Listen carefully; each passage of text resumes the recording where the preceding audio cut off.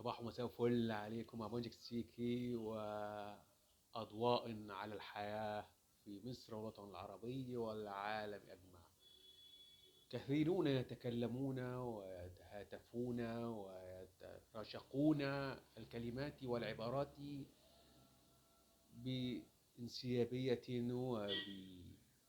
وربما بعدم الإدراك، ولكن حياتنا المعاصرة تستلزم التعايش مع كافة الأحوال والأيام، وقد تكون صعبة ومريرة وقاسية، ولكن هيهات هيهات ما هذه الدنيا إلا ممر الآخرة وابتلاء وبلاء وسعادة وسرور على فترات، وليست الدنيا تأتي وتجيء الإنسانية معظم الوقت، وهكذا هي الحياة. مع تحياتي بونجك السيكي.